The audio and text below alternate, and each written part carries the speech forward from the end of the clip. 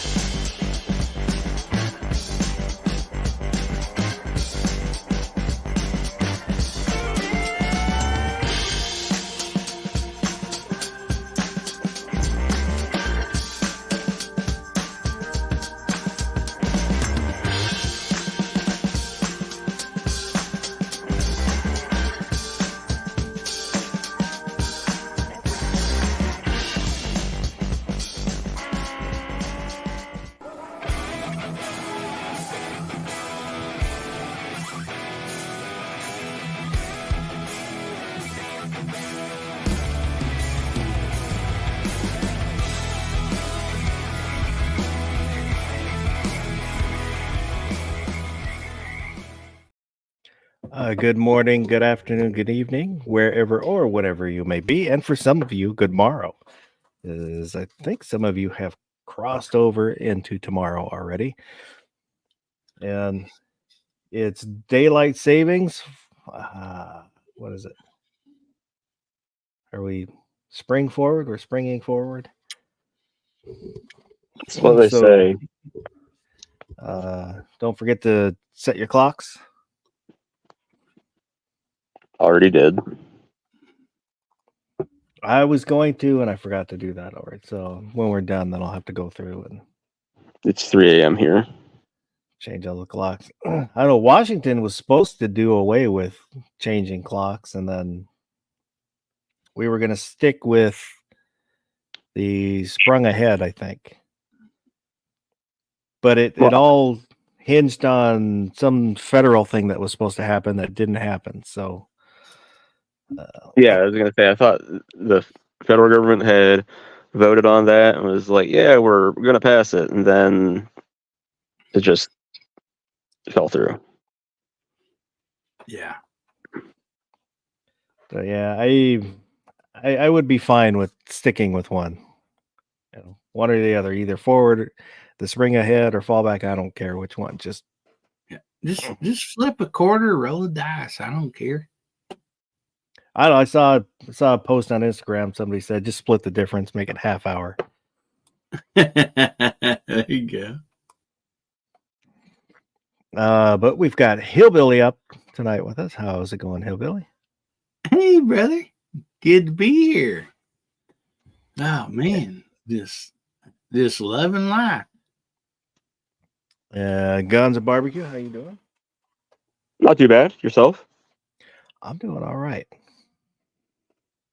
Gun Websites, how you doing tonight? Fair to Midland. Thanks for hosting. Well, no problem. And hopefully, Gizzard Gary, if he's still awake, will join us in a little while. He was going to grab a snack, but he may have been grabbed by his bed and he's being held down. So, oh, here he is. Speak of the chicken. Sorry I'm late. Oh, it's all right. We won't dock your pay. Give that man the bird. That's right. Let's take a quick look, see who was out there. Gunmetal Guy was out there early. Kingpin, Hillbilly Up, Gizzard Gary, Ron Wayne. And I checked out the Mini Wayne channel, and it's funny and really creepy. He's got a couple of videos out, man, and they are awesome. Garage Guy, D Worm, Baron SVG. Good evening. Good evening. D-worm. I gave some of that to one of my dogs once. I know that. I don't really have a topic for tonight. When I was listening to Hillbilly's chat earlier, I was looking at reading different articles, and I don't know, I didn't feel like getting too serious about anything. So I did come across something really interesting on 17 magazine on their website. They had a timeline of this. I forget how they put it, like basically timeline of the Second Amendment. And it was really a pretty good timeline. I was kind of surprised that 17 magazine would have one. Like a fashion teeny bopper magazine? Yeah. The only real gripe I had about it is they used the buzzwords. God, what was it? Assault weapons ban, ghost gun. No, gun violence epidemic. Nice. But that was pretty much, from what I recall, the only real gripe I had about it. Read some other stuff, but so we can talk about whatever we want. Maybe, I don't know, I thought maybe look at some lever guns. I'm slowly saving up to buy myself my first lever gun. Awesome. Woo-hoo. Awesome choice. Be sure to put a scope on it. No, I will put the caveat, there's no guarantees. That's what I'll end up getting, because I also would like, I've got my Kimber 1911, but I bought the it's the Kimber LW Kimber Custom LW Ghost. So it has the aluminum frame, and I kind of want a steel frame 1911. But that's on the long list of stuff that I want. Garage Guy's asking, do women gain weight during daylight saving time? Not touching that one. Yeah. Oh, Oh, that's here first. Boss says yes. They gain weight during daylight savings time. well, there is a guy when I worked at the shipyard. There was an old guy that he had a couple old Harleys. And he used to always say, fat chicks even out the ride on your Harley. So.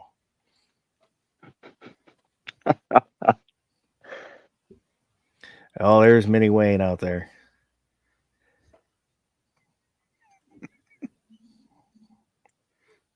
X Adam 1 was out there too.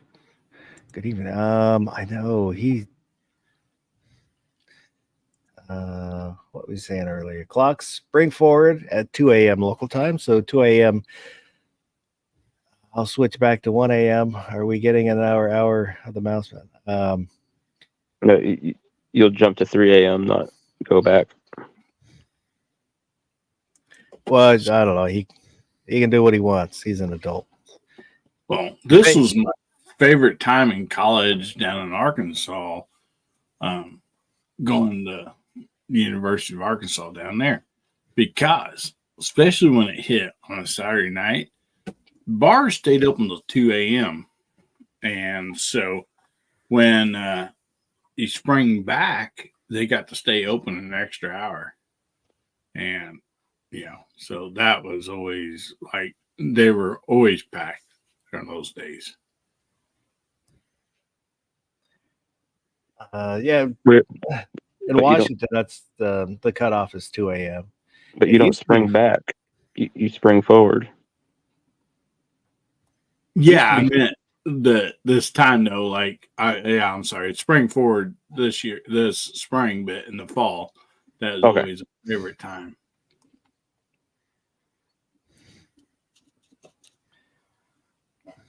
I just want to make sure I wasn't missing something after the previous comment. And I was like, am I missing something here? Well, does anybody actually have clocks they have to manually set? Because I have one. My stove and my microwave. Oh, yeah, And then- microwave. Yeah, microwave does. And I've got an actual battery-powered clock in my living room that I'll have to set. I have a grandfather clock, and it's a pain in the butt. I wish I had one of those. I don't have room for one at this point.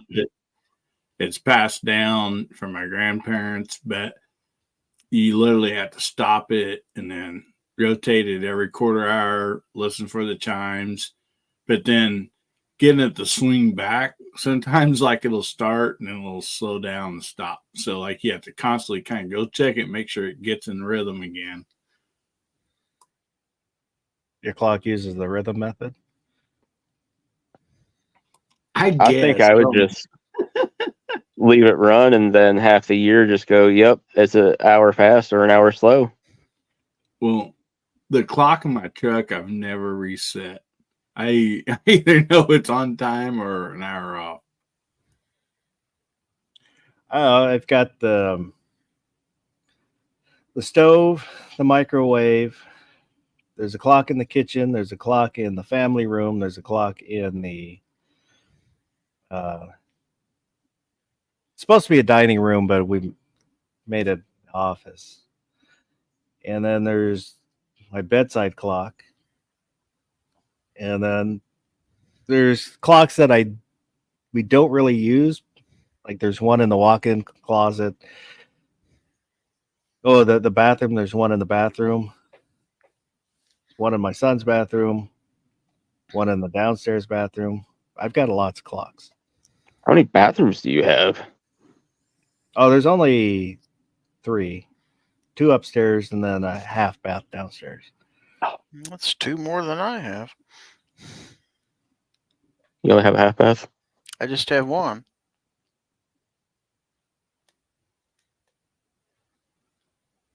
Oh, and then one out here.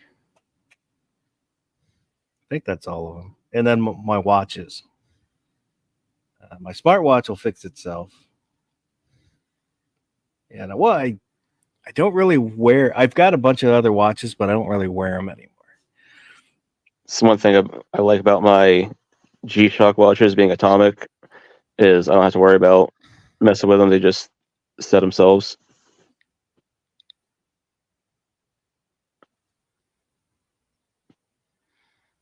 Yeah, we'll have to set the one in my Jeep. I forgot that. Yeah. Yeah.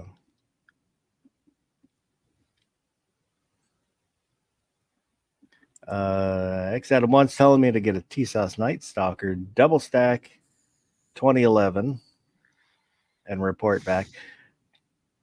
Oh, I've shot one of those. Those are nice. We have. I don't know if I can get that because of the guessing that has more than 10 rounds, and we have a mag limit. Yes, right now. it does. Yeah. Does it have a picture of the Night Stalker on it? Don't think so. You could probably get one engraved on there. But What was his name? Peter. I can't remember who played that. No, it was like Gary something. Gary, son. Okay. But I love I'm a stalker. Wow. Night Stalker.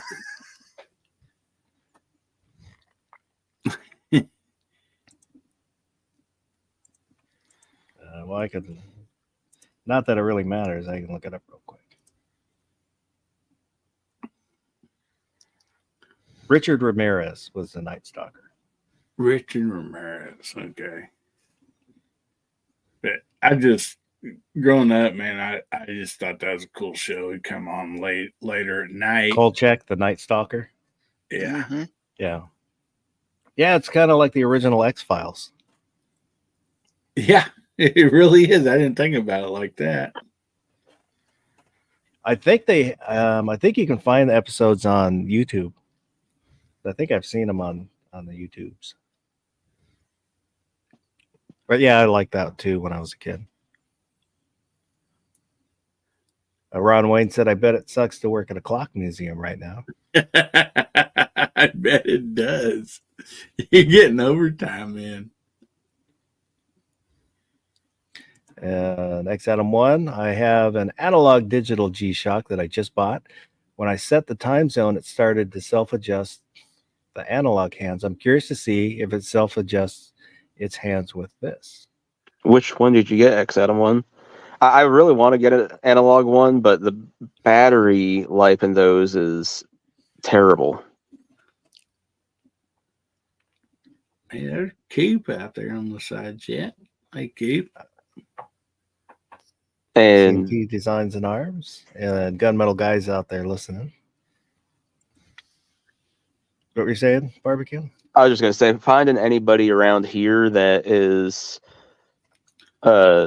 certified repairer to change out the batteries on the G-Shocks is non-existent, so you'd actually have to mail it back to G-Shock to have the battery replaced, and it's just not worth it to me to go through all that for the analog.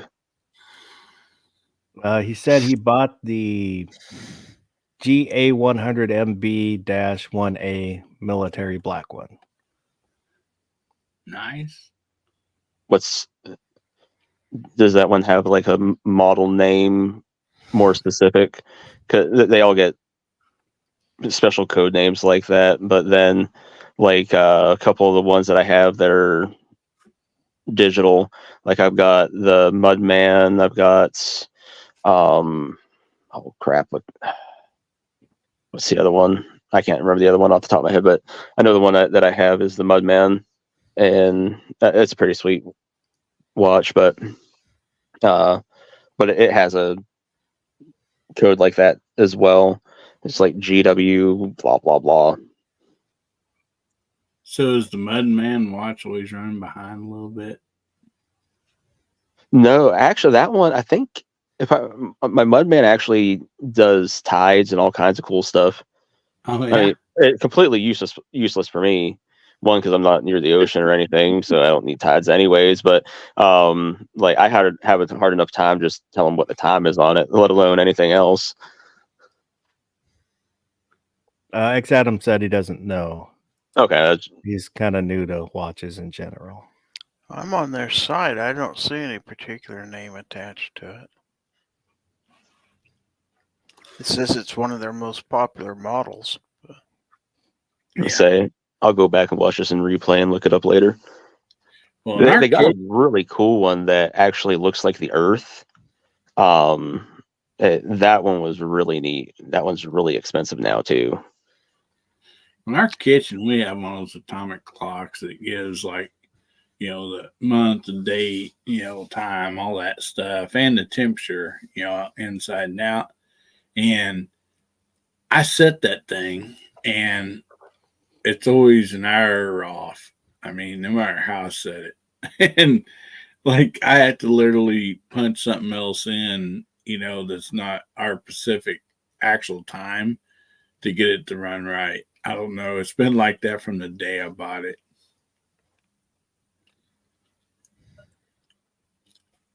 I heard Joe Rogan talking about that. Somebody gifted him a Rolex, and it's always like 5 minutes slow or 5 minutes fast. So he went to Rolex and he's like, "Yeah, can you guys fix this?" And they're like, "Oh no, that's just how it is." He's like, "What?" They're like, "Yeah, it's just how it is." He's like, "It's a $15,000 watch. You can't get it." Like, "Yeah, just deal with it." I was like, "That's insane." Well, let me ask you this: is anybody else's cell phone off of time? Mine is always 7 minutes fast. There's no way to set the time on your cell phone. They're supposed to sync up with your cell phone tower, so you need to talk with your cell phone company if that's the case. Well, but my wife, her phone's right. I mean, and mine's always 7 minutes ahead. And it's do you really have it set to sync with the time server? Are you a time traveler? Hillbilly phone is in a hurry to get things done. Oh, wow. There should be a setting on there because they should automatically sync up with the server. Yeah, it will, like tonight, it'll change by itself, and all that stuff. But it's just always 7 minutes ahead. And I've tried to go in and like manually set it, and I can't do that. I have seen where some people's phones are like 2 minutes ahead. I've never seen one that far ahead. That's crazy. Yeah, it's 7 minutes ahead, which really sucks when you're trading stocks for a living. And, and time sometimes matters when there's a certain report coming out at a certain time or whatever. And so if I happen to like step away from my computer and look at my phone, it's always 7 minutes ahead of time.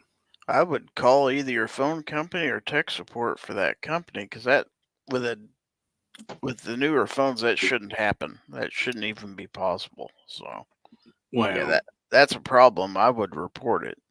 Mine's not a newer phone.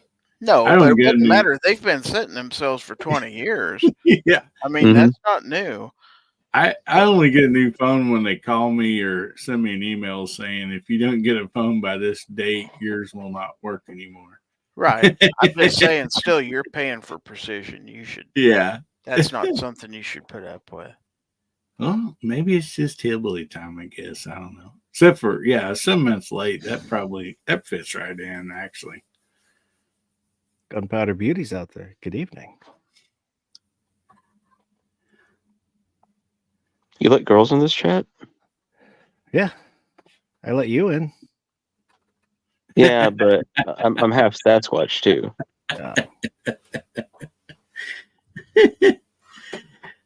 Well, she's half Sasquatch. Never mind.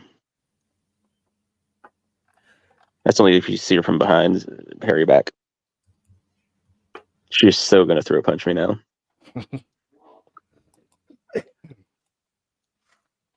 So who wants to look at some lever guns? Me. I do. I will tell you right now, Foss, GeForce, like for some of the people out there, want a good price on them, and GeForce has a few of them that I'm really considering buying.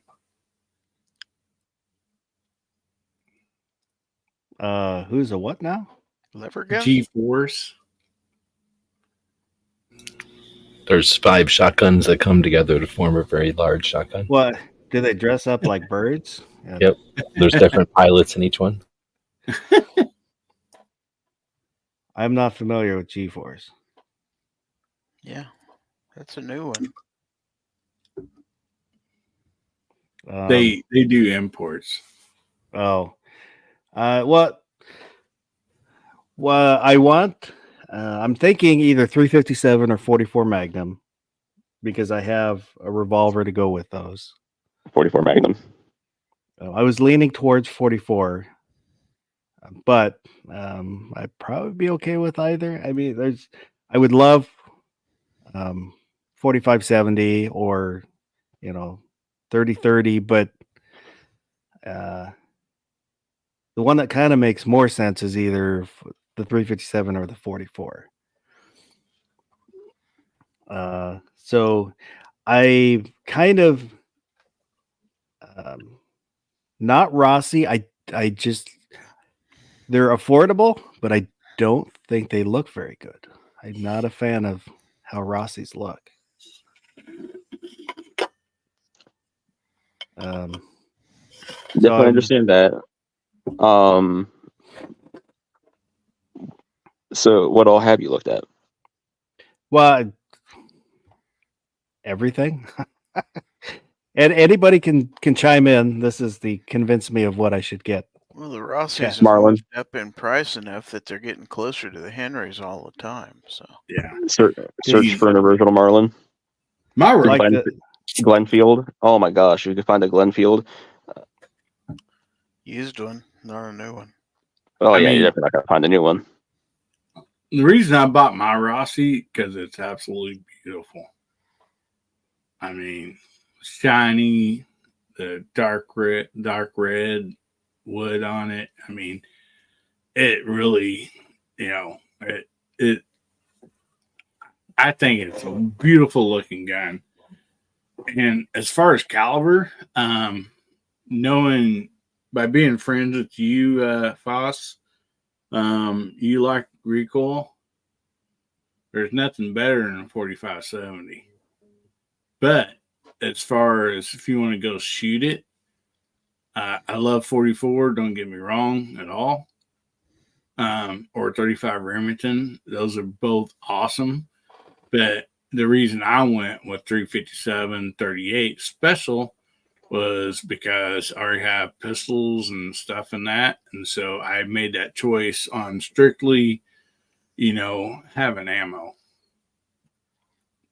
what? Yeah, that's along the lines of what I was thinking. Is I've kind of always wanted to have, to pair a revolver with a lever gun. Yeah. And for a while it was 357, and then after I got my Super Blackhawk, now that opens up 44. And I was thinking 44 just because it's a little more powerful, but again, I probably would be fine with 357. It's like Henry's are iconic, and with the brass receivers, look very nice. Marlins, I like the way the Marlins look. And because something like this. So right now, if you can find older Henry, I would say jump on it. But if it's going to be a new Henry, I would say stay clear right now, because they're trying to pump out new guns and they're trying to still fill orders. And when the cough happened on all that, they shut down the plant for a year because they had to. They didn't have a choice because Connecticut, Massachusetts, whichever one of those hellholes they're located in, made them. And they got a big back order, and their quality control has taken a hit, and they've been having a lot of issues. I'm not saying that the guns are bad, but unfortunately, there's a lot of stuff slipping through that shouldn't otherwise. I mean, if you want to go iconic, large loop 4570 is about, in my opinion, is a iconic gun. Yeah, I don't want a large loop. I mean, they're cool looking, but it's not. I'd prefer the smaller loop. Here's something that I bet you didn't look at that you might want to look at: a Taylor's & Co. Taylor's & Co. is getting their lever actions directly from Winchester.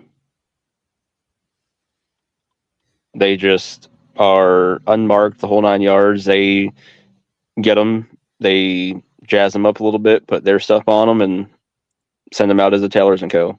So you're getting a Winchester lever action rifle branded as a Taylor's. Yeah, that's not one that I looked at. And they are pretty. And Taylor's is putting out some awesome firearms. It took me a lot of restraint today not to pick up one of their 1911s at Tamarack Armory today, but I was good and put a firearm on layaway from my mom because I'm a nice son. Oh, yeah, because when I've searched, Taylor's is not one that has really come up, and it looks like they're out of stock everywhere.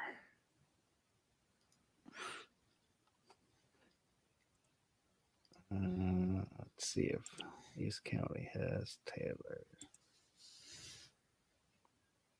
Nope. Yeah. Oh, it looks like they might be hard to find. I will get a hold of Mike tomorrow and ask him how much difficulty he's having getting them in. Because But last I knew, he was a dealer for him. it'll be a while before I get anything. Because just every paycheck putting away a little bit. And I would like to stay under 1,500. You got a lot. If that's your price range, you got a ton of options. Really. Are there things that I should be looking, because I don't have any experience with lever actions. So what are the things I should be looking for in general? Or stay away from in general? I don't like having a safety on a lever action.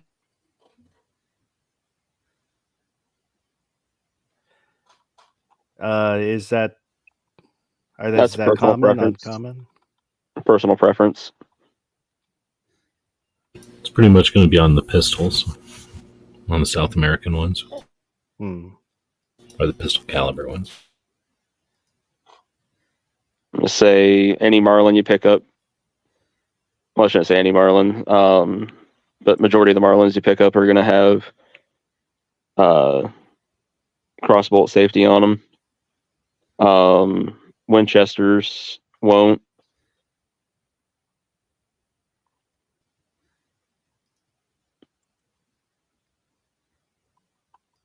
I don't think Henry ever put any sort of safety on them.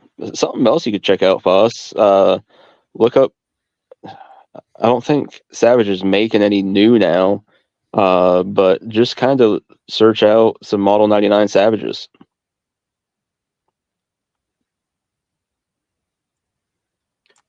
Oh, well, let's put that into the Google machine. I say I've got a couple of those myself. One's a family heirloom that I got from my grandfather, and he had got from his grandfather. And I say they're an awesome firearm.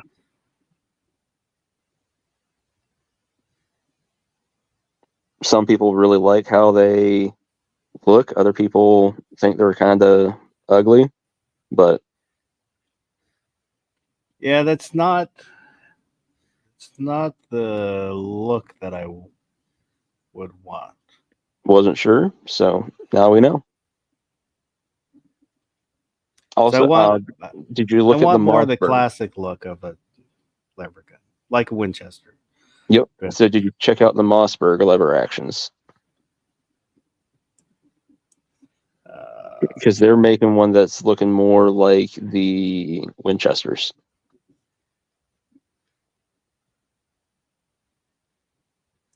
Actually, I think Mossberg might have called theirs a Mossberg 94. I'm trying to remember what my buddy's was. 95 plus. Something like that. Winchester. Yeah, I mean, that Winchester 95 is a beautiful gun, but man, so's Marlins. I mean, I have both of them, and I also have a Rossi, and man, I just love them. I mean, probably one of my favorite. This is probably going to sound a little silly, but as far as shooting, my Marlin, it's in a 22 Magnum, one of them I got, and there's such a short stroke on that lever that, man, it just was so fun to shoot. I mean, it's like, oh yeah, I mean, it's just down and right back up, man. Which that has to do with the cartridge size, but still, it's a lot of fun to shoot. Mm-hmm. So which Mossberg? I'm looking at their website. I want to say they called it a Model 44. Or it might have been a Model 94. I don't remember 100% exactly what the model was.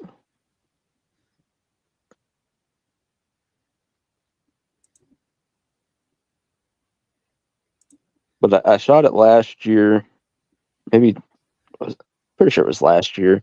It was a good shooting gun. I'm trying to remember what my buddy said he spent on it. For the price and everything, I was like, it's a good deer hunting rifle and whatnot. Looks like the Mossberg 44 is a bolt gun. I tried 94. 94.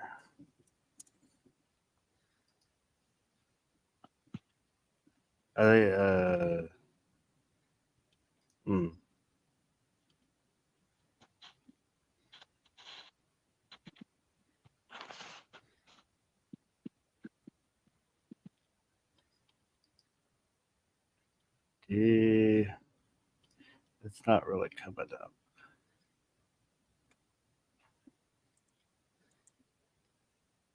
It's a 464. I do apologize. I went and did some Google foo. It's a Mossberg 464. I'm very sorry. There's a 6 between those two 4s.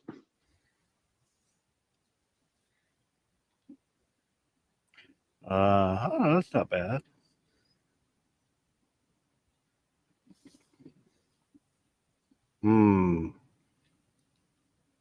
It's only in 22 long rifle or 30-30. Oh, yeah. That I did not realize. Now, I will admit, like, when I handle this and everything, it wasn't something where I was like, oh, I've got to have one of these. Personally, I think I'd still much rather have a Winchester or a Marlin. I think part of that is probably just a built-in bias of my own, but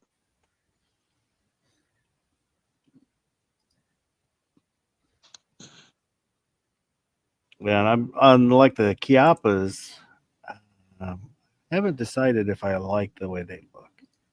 Kind of do, and I kind of don't. I want to get one just to see how they shoot, and they do look just a little bit different.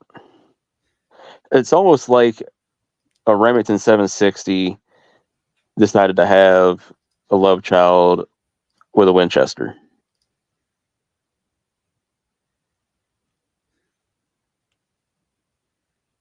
X Adam 1 said when Walmart was getting rid of all their ammo, he bought a Henry Big Boy 357 for $580.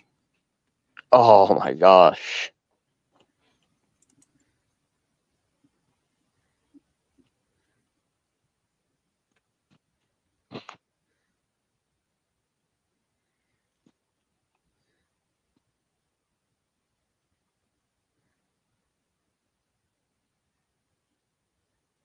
That's just an incredible price. My goodness.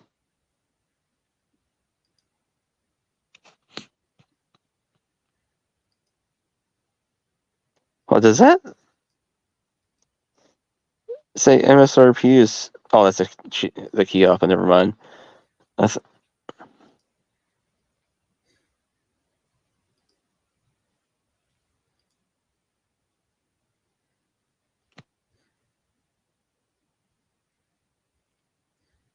Yeah, when I see the prices on the Rossies, I think, well,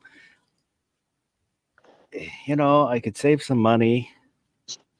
It makes sense, but I just don't know if I'll be happy. Some of those Rossies are really sloppy.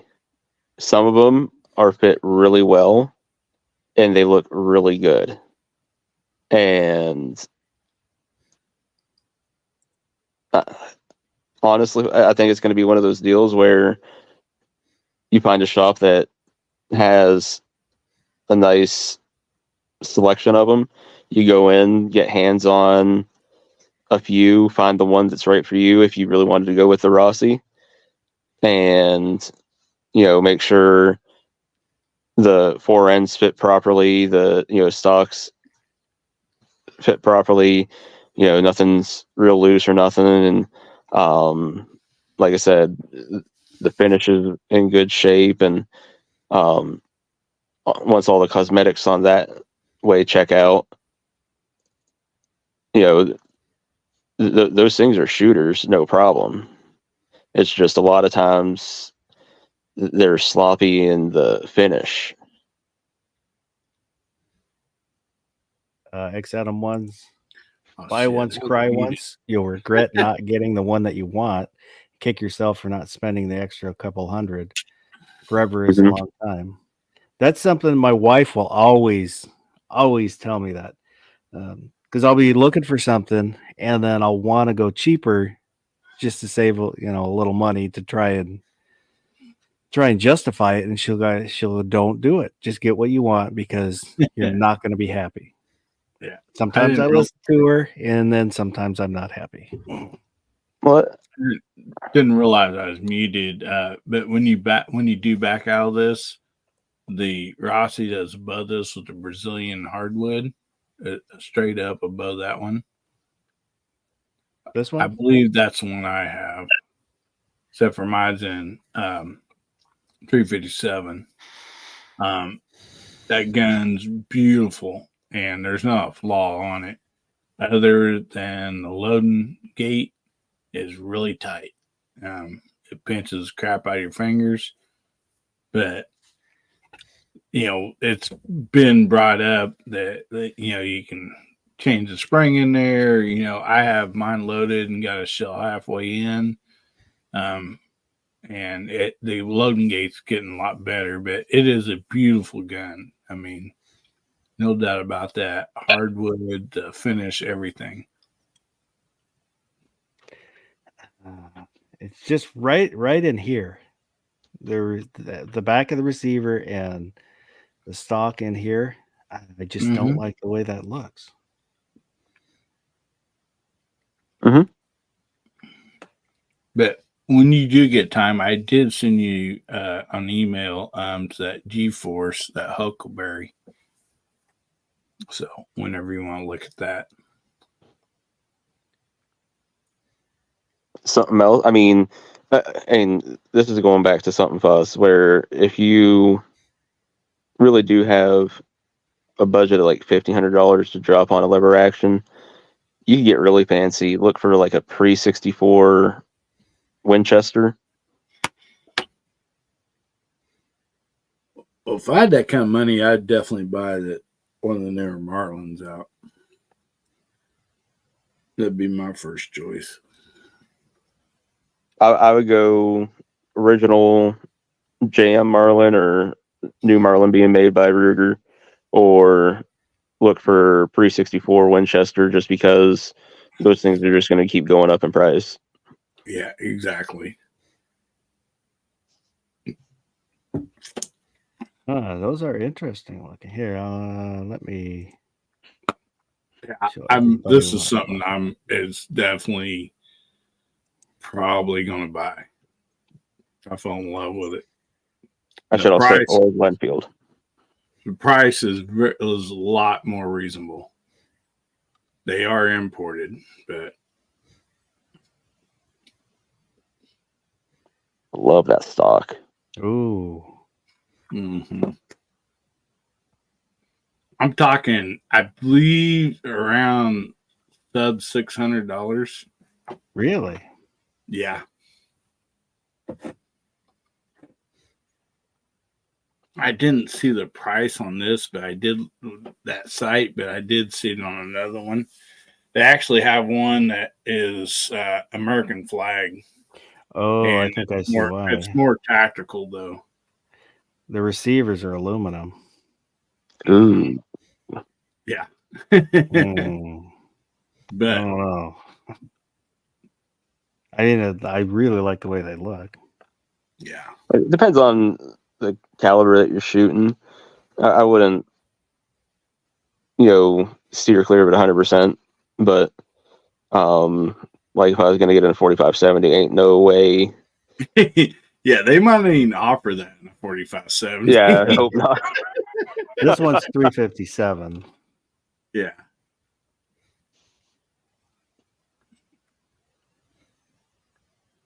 And it looks like it's their only rifle is this one. Yeah. I cannot remember the name of the company that they're importing those for. And they don't show it on, they don't have it on here, but that red, white, that American flag one, even though it's more tactical, I'm like, oh gosh, when it's available, I just gonna have to buy it. I mean, there's just no way from it. Let's see if they say something in there about us. Nope. Yeah. Trying to remember the name of the company that they're importing for. Wasn't G-Force a movie about gerbils? Yeah. But actually, G-Force, Yeah. they actually have shotguns and a lot of different stuff that they import. They're an import company. So.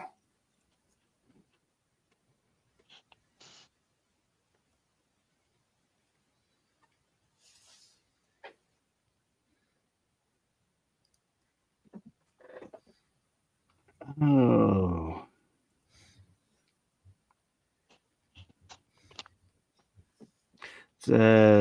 Google says, as the sole importer and distributor for ballistic defense in the United States, G-Force Arms now is excited to offer 1911.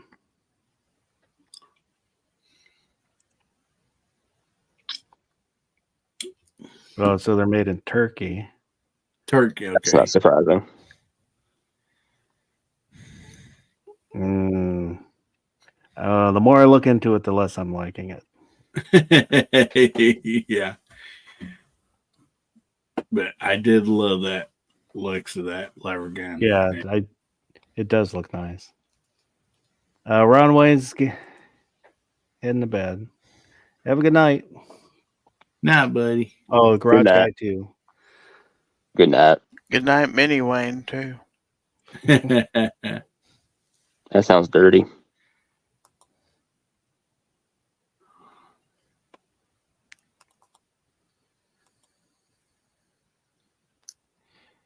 Oh, I don't know. It'll be a little while of saving up, and then probably end up being like everything else, where it's what's the term? No, I can't think of it. But I'll look at all the options and then think I know what I want, and then when I go back and look at the options, then I'll have doubts about it, and then then I'm not sure what I want to do. And you won't do it, then you'll kick yourself for not doing it. Can't really go anywhere and shoot a bunch of lever actions like you can other things Why is that? because they don't rent them really. There's nowhere around here that does. You can pick one up, but that's it. You Oh, can't okay. unless you've I'd got say, something that has a bunch. I don't of know them. what everybody's obsession about renting guns to pick one is, and say, never in my life have I ever gotten to shoot a gun before I bought it. That's not a thing around here. Yeah, I mean, I've never rented a gun. Now, if a buddy or somebody has one, I'll get a chance to see it there. But around here, I don't even think we even got a range anywhere within an hour's drive, like where you could even go do that. I mean, I'm sure for the people that get that option, like it's got to be awesome. But Yeah. Well, I heard a story of somebody telling me, I tell you about their first Staccato. Is at the range, they could rent it, for hardly nothing, go out and shoot it. And they tried different ones, and they just went back to Staccato and like, oh yeah, this is something I'm going to buy. So I mean, that's a great deal. I mean,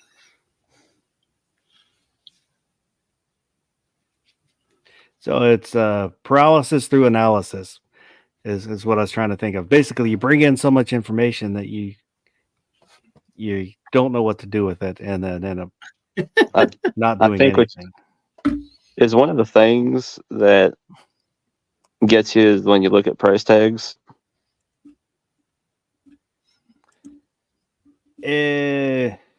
Sometimes, yeah. I feel like you got to start going to gun shops. Don't ever look at the price tags. Just oh, this one's a whatever. This one's a whatever. Get them in your hands. See which ones feel best to you. Which ones are most aesthetically pleasing, et cetera, et cetera, et cetera. Hey, you mind if I dry fire this? See which ones have the best, trigger if they'll allow you, run the lever a few times, see, what feels best. Never look at that price tag until you're ready to make the decision of this is the one I want.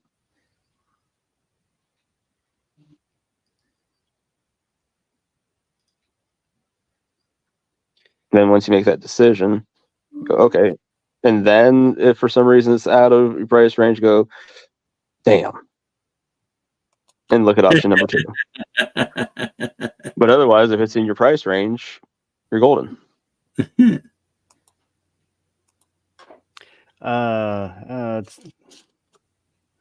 Makes sense. That's one thing my mom was doing today. She's like, oh, well, this LCP's, like $300, and this one is like $350, and there's this that new Smith & Wesson that came out last year that I can't remember, and there's like the Max 9 and all this stuff, and she really liked the Kimber Micro 9, which was like the first thing I had like pull out, because I know she's always had a thing for Kimbers. I don't know why, because she never handled one. She just kind of eye candy thing. But like when she got her hands on it, she's like, I really like that. I was like, I kind of figured. But so she's checking out all these things, but price tag. I was like, stop looking at the price tags. I was like, you just need to focus on what's important. I was like, because at the end of the day, if it's supposed to protect your life, that price tag ain't going to protect your life. I was like, you need to take into account, how many rounds is it going to hold? How's it feel in your hand? How heavy is it?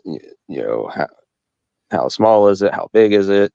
All these other things that are going to affect how you're going to carry it. Are you going to carry it?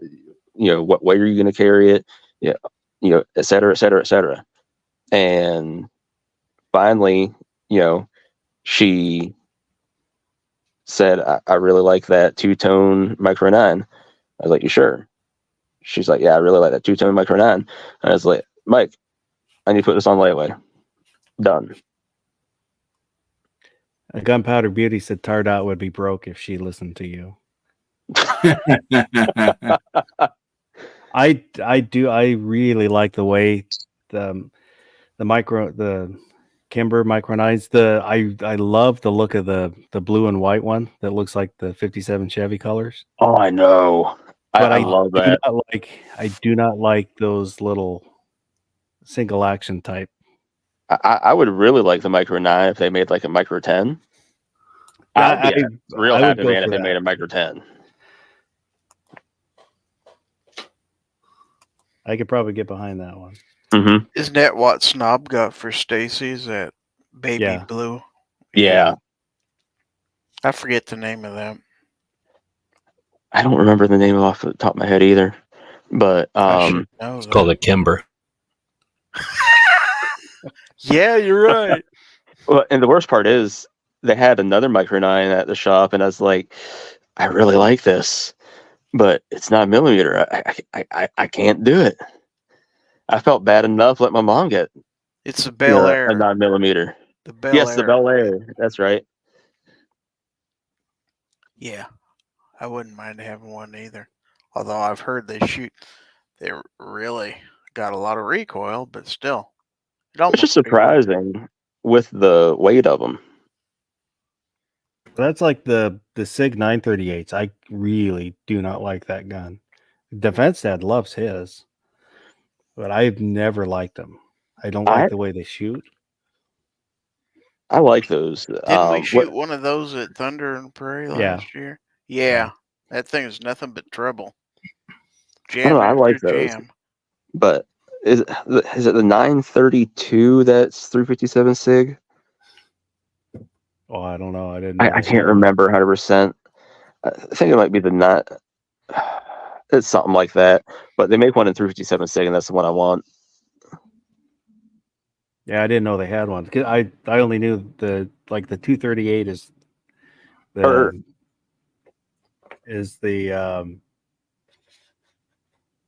380, and the 938 is the 9.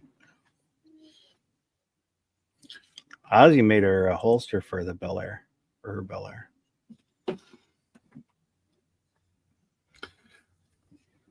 So this was the one I was talking about. As soon as it comes available, I want to buy this. And 357-38 special. It's on the site, but it's not available. But I do not have an attack. I mean, it kind of goes against a lot of stuff that that I'd rather not have. But I'm like, man, I just like this gun. Yeah, I don't like the looks of the tactical lever guns. The exception is the Arrow Precision Concept one. They had a SHOT Show, but because you're required to like everything that Arrow makes. Yes, I am a fanboy of Arrow Precision. But, yeah, I mean, I don't know. I would buy this for the channel and enjoy shooting it, but it does have ammo holders back here for extra shells and stuff, adjustable cheek rest, and just to be different. I mean, I would dress this up, maybe LPVO or something and a light. I don't know, but I just fell in love with the concept of this rifle. But it's so not me. I mean, other than the colors, that I guess that's what I was excited about. Yeah, I will say it is nice that they didn't just slap a flag on it. I'm not a fan. I kind of think the flag should only be on the flag. But so they used more of the bunting style instead of just a straight flag. The Saint said he heard the CZ is bringing back the 97B, but in 10mm. Time just jumped forward an hour. It's 3 a.m. now. Oh, it is there too, Gary. I've been there for a little while already. Something like that. I hadn't heard that, but cool.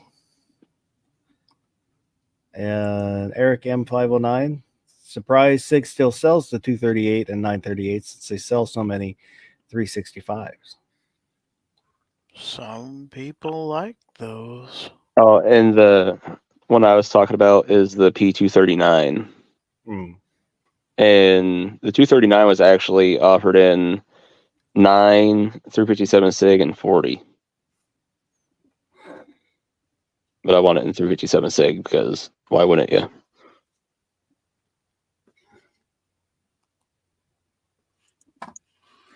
I'm not on the 357 SIG bandwagon. Have you ever shot it? Nope. It's fun. If you like fireballs, you'll love 357 SIG. It's impressive.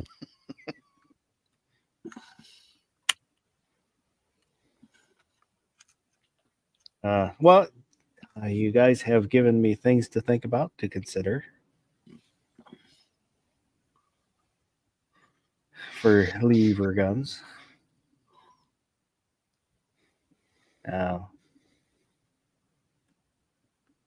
We'll see what happens. Because I'll think, okay, I'm gonna save up because I want a lever gun. I don't have a lever gun, and then I don't have. I want this an all steel as well. I really want a stainless steel 1911. Those thoughts will start creeping in. And then I was just thinking today, I've got a snub nose. I've got an Airweight, I got a 360. You get a 320 I would like an all steel snub nose just to have a comparison of the two, That's the kind of things that happen. I start thinking, well, I've got this, and I would like another 40 because I've got my P30, but it's kind of turned into a bedside gun, and I'll still carry it now and again. But it's like, well, if I just get another 40, then I'll have another, one that I can just carry and then keep the P30 as bedside. It's tough decisions. Financially, or for me, put it this way, when it comes to lever actions, once you kind of start, like you get your first one, it's kind of addictive. I mean, it really is. And like, you go to a gun show and like you're looking at some cool guns, you see a lever action across the room, like you just stop what you're doing and walk across the room. For me personally, it's like side by side double barrels. Yeah, I mean it's just addictive, and so. Well, last year when I was with DJ, he took me to his favorite gun shop. I think it was in Lincoln. And they had the most lever guns I've seen in any one place. I think like most of them were Henrys, all just laid out on tables. It was pretty cool. Got same shop, got to see the Henry handgun, which I thought is just god awful ugly. Personally, Yeah. Not a fan of the way they look. I don't know why in the world they did that. And I really want to get one just to get one, but then again, I'm like, they're only 357. I'll wait till they make a 44. That's one reason I haven't gotten a Rhino from Chiappa. I'm like, I'll wait till they make a 44 Magnum. That's one that's like lower down on the want list. I would love to have Chiappa, Rhino, but the price, they're too expensive for me. Yeah. If you don't mind, I'd like to address out there in the side chat. The Saint asks, what's the best caliber for lever guns? I was kind of talking about this earlier. If you love the recoil and you like being the cool kid, 4570 is kind of king for me. My own personal, thoughts. Great caliber. Can't say anything bad about it. For me though, I also like to think about what calibers already have. So, if you're leaning more, you already have, 44. If you got a Ruger at home or a, 357, those are all fun calibers. I mean, 30-30, if you're into hunting, I I have I have several different calibers of them, but one of the reasons I kind of lean towards 357 now is I can go out and plank pretty cheaply by putting 38s in there, and then I keep 357 loaded in there. But it's because the choice because of the ammo that I already have, the matching guns that I already have. So I don't know if anybody else has an opinion on that, but The Browning BLR 30-06, that's the best. yeah, that's 30-30. What, for a lever action? Yeah. Nah, 300 Savage. I love my 30-30s, and that's my deer hunting gun. Let's say Savage nearly had the same ballistics as 30-06. He was so darn close with it when he made the 300 Savage. Let's say, hands down, without putting a 30-06 into a lever action, you're not going to find a better cartridge in a lever action. It's severely underrated.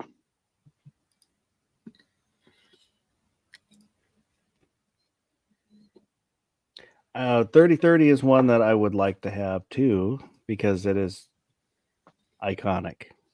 To me, when I think lever guns, that was always the cartridge I would think of as 30-30. Yeah.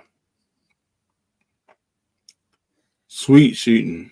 I mean, it really is. And that's been my go-to where I live, for the environment I live in, these hills and trees. 85% of the people around here hunt with 30-30. And most of them's lever guns. Eric M509 357 SIG is an awesome cartridge. I have a Glock 32 in it, but ammo is way too expensive compared with 40 and 9. Yeah.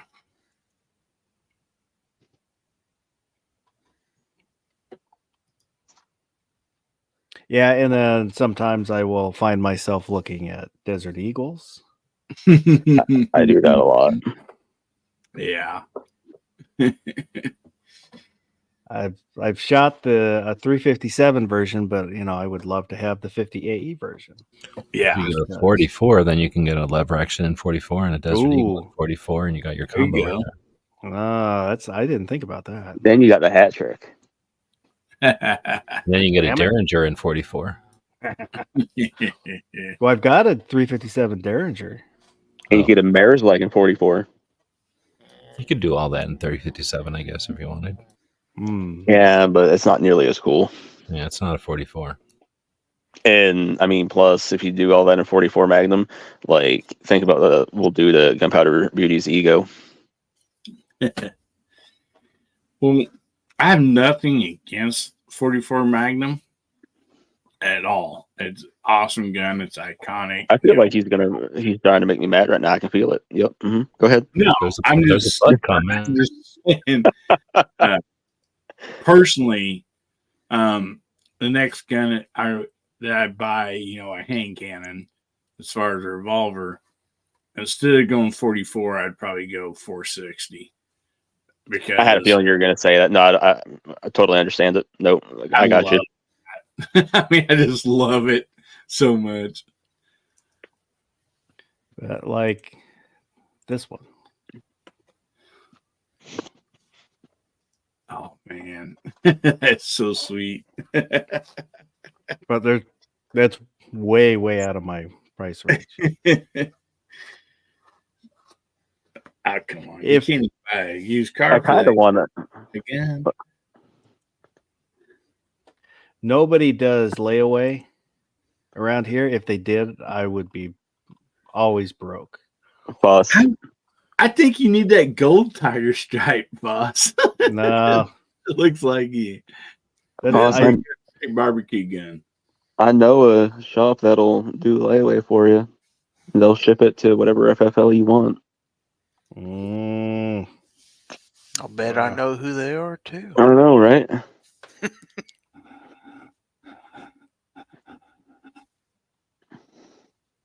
I know a guy who knows a guy.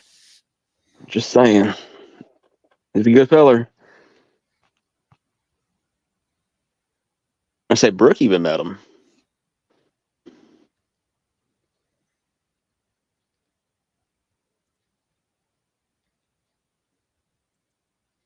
And if you mention you know the blind guy, he might even do you a favor. Right. It's just gonna get me in trouble. Yeah, but with how long, like when I tried to get a Desert Eagle, it took almost a year. Actually, no, it took 14 months for his distributor to get one. But when it finally came through, literally a month beforehand is when that Delta Elite just appeared at the shop on consignment. And I was like, hey, Mike, that $1,000 that I put down on the Desert Eagle, since that just isn't materializing, you care if I take that $1,000 and put it on the Delta Elite? He's like, that's fine. Literally the next month, he's like, hey, John, so distributor just called me. He's got a Desert Eagle ready to come my way. He's still on it. And I was like, you got to be kidding me. I knew it was going to happen when I got the Delta Elite, but part of me is like, but I couldn't pass it up. It was a 1990s Delta Elite. Like those don't pop up. Yeah. And I did the serial number check. I think it was made in 94. Like I said, those don't pop up. Wow. So it's black with the red diamond or red pyramid on it. It should be if it had the original grips. That's the part that bugs the crap out of me. That they put aftermarket grips on it, and the original grips are lost. Oh, okay. Yeah, I still get them somewhere though. I think they made them after the fact. But so you can find aftermarket grips, but the original ones were like a pebble,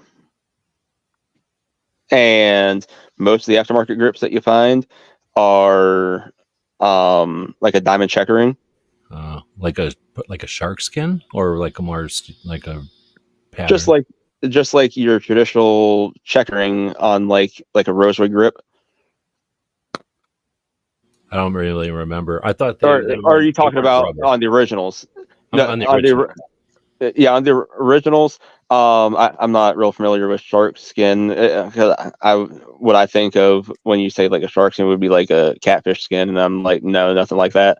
It's kind of like just a bumpy. It's just simples like, on there, except they're irregular. When they're shark skin, they're kind of irregular and they're randomly placed. They're not like real like a pattern. I guess you could say that. It's just like almost like a pebble driveway. Interesting. So is it Pachmeyer rubber that wrapped around the back? Or yep. Am I crazy? Okay. No, around the front. Okay, but that's why I like them too. I really like that rubber. Yep. Gunpowder Beauty said it's easier to ask forgiveness than to ask permission. That it is. I put my wife past that test. Well, it's easier for a chick to say that. You know what, Gunpowder? Now that you're saying that, they did have. This was very hard for me to pass up on too today. Oh my God, a gorgeous Ruger Redhawk 44 mag. I think it was 8-inch barrel stainless. Oh my gosh, Rosewood grips. Oh my. Ooh. Now that's the one that I love is the Redhawk. I guess basically because of double action, but yeah, I've had a couple of them and I really love those guns. Just saying, if you're saying it's easy to ask for forgiveness, make a phone call on Tuesday morning and set up your layaway and tell Tardot.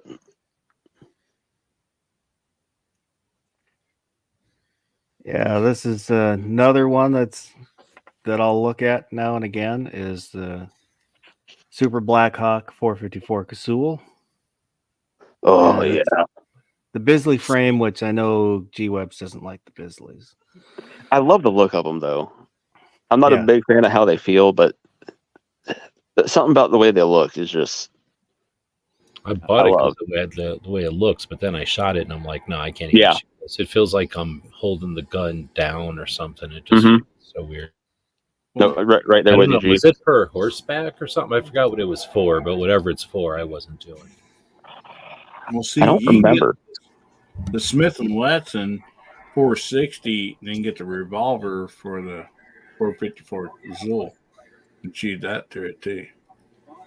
Well, Yep. after Well, the talking 460 shoots to what 6 calibers in total. Yeah, several calibers.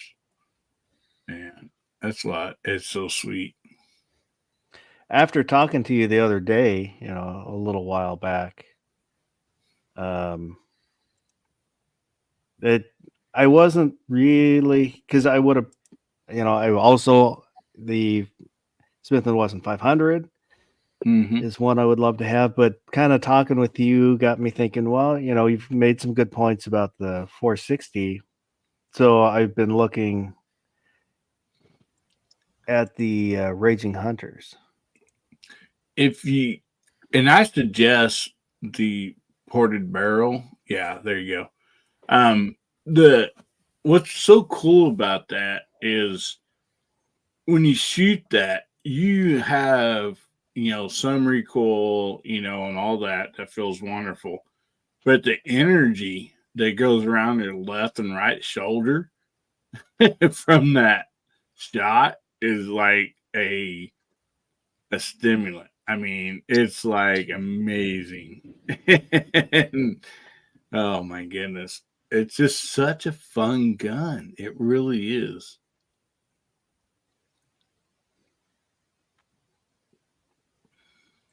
It's just kind of I want everything.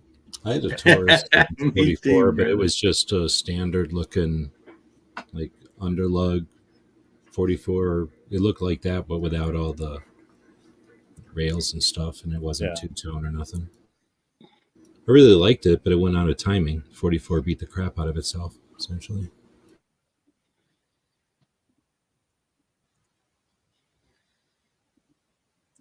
Eventually sent it back and then sold it. Yep.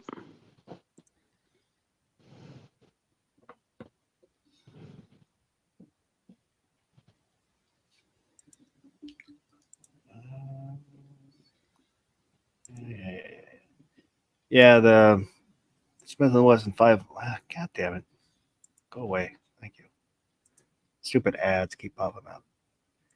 But I want like this. I want the snub nose 500. Oh, man. Either you are a man with giant balls or small brain. A little column A, a little column B. Gotta be a handful.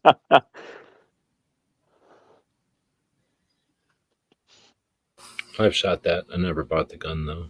I cannot believe how much these are anymore. Think how much metal's in there, though. Everything about that. Oh, I realize it. I just remember, and I realize what I'm saying, but 10 years ago, you could find them for $1,000. I don't know. I just like it because it's big and ridiculous. Mm-hmm. And it only weighs 5 pounds. And I'm with you. A snub nose and that would be pretty friggin' awesome. I mean, I would love to have the bear kit, but those are even harder and more expensive. Or harder to find and more expensive.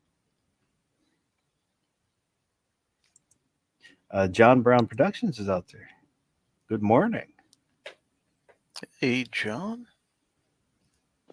Good morning. Say, and Bearcat, I didn't realize you were that close to Seattle. John Brown's a fellow Kansan out there. All right.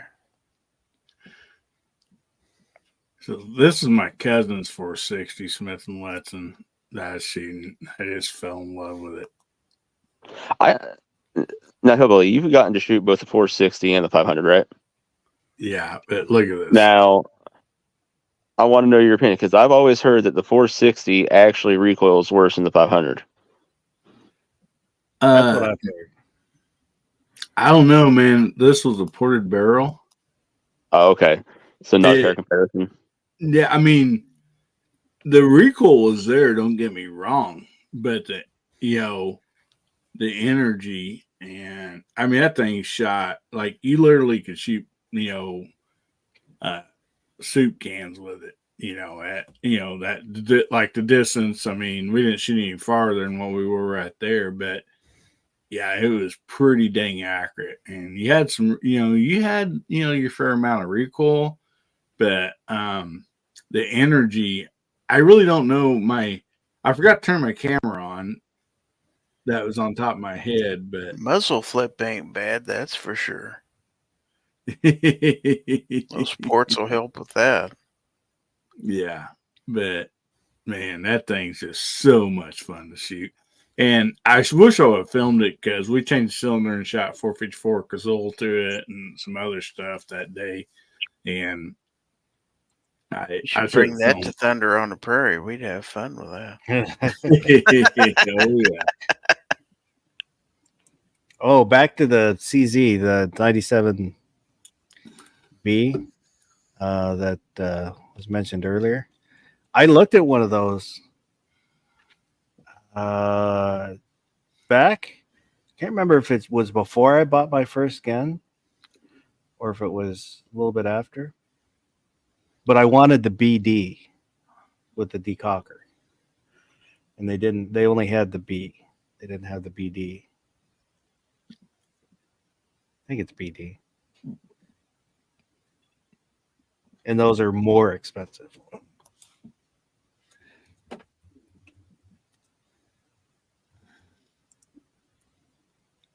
Guns are expensive. I know it, doggone it. What's really I mean, most of my old Marlins and stuff like that, I mean, most of those I had bought for like $125 to $200 over the years. And you just can't, you can't find that type of stuff anymore. I mean, good quality and, something that, I mean, most guns hold their value, but, just by chance, those really gained in value. But I mean, I thought I was really smart when I bought the 3 SKSs for $75 a piece. Sold the first one for $125, and then later on the second one for like $175, and I was going to hang on to the third one, and I made money on it. And now I was like, I'll just get some more of those. Now you can't, and it just got to the point to where you can't. It's hard to find just good deals on a good gun.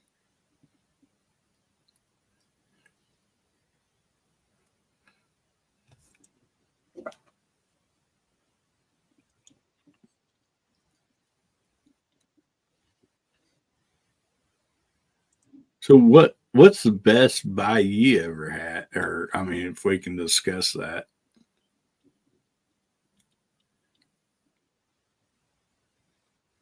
Oh, I don't know if I have one that I could say. Because I'm relatively newer gun owner. I bought my first handgun only, God, it was 20.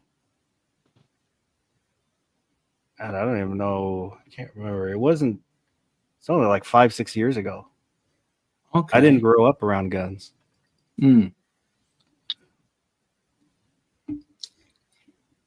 So barbecue, how about you?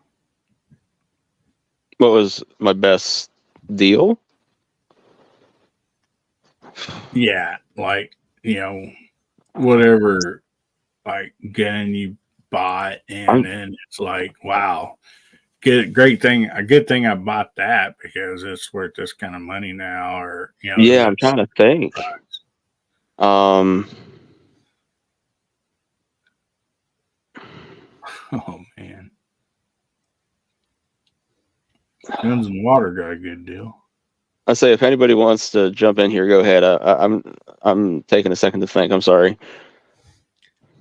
Probably my best one is the lever action 3030 Marlin for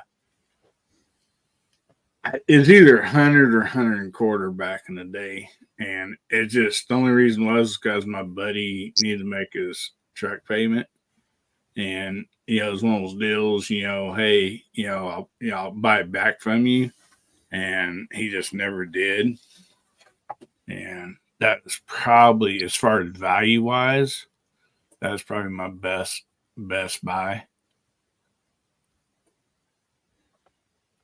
Yeah, Guns and Water said $350 for a 1911 T-Sauce stakeout.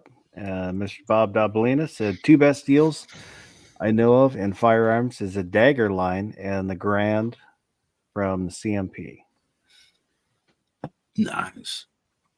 Let's say for myself, there's a few. I don't know right now which is gonna be the best one. Like, recently I got an old JM Marlin, 336. I picked that up for my daughter's upcoming birthday in April. And found that for about $500, and I was like, just knowing one, decade ago they were going for $350, and people were scoffing at that, and now you can't find them hardly at all. And when you do, they are beat to crap and going for this price. And this is in great condition.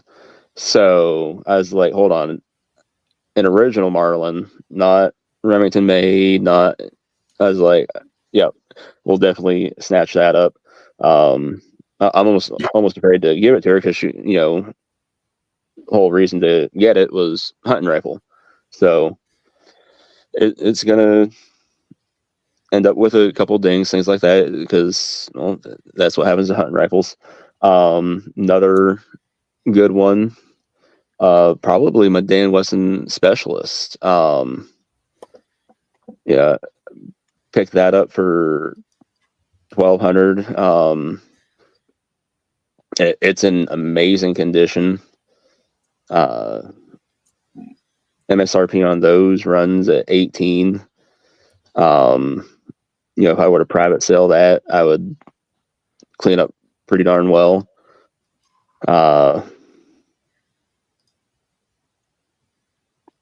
Another one would probably be my GP 100. I bought that when GP 100s still weren't through the roof, and turned out this was the old yellow box still from Ruger, and I was like, that's friggin' awesome. And when I bought this, I bought it then because I was like, this is just an awesome price even then. Because when I saw it, I was like, this is one of those guns where I want one, but if I ever have to sell a gun, this is a gun that I'll sell. That way, I can pay a bill or something. Like, I got into a pinch, I need the extra money, this is the one that goes. But now with what GP 100s are going for, I would double up easily. Nice. So yeah, I mean, there's several that I could choose from there. But in the long run, I'm thinking that Marlin definitely going to have a good. Oh, you know what? I say that there's another one here.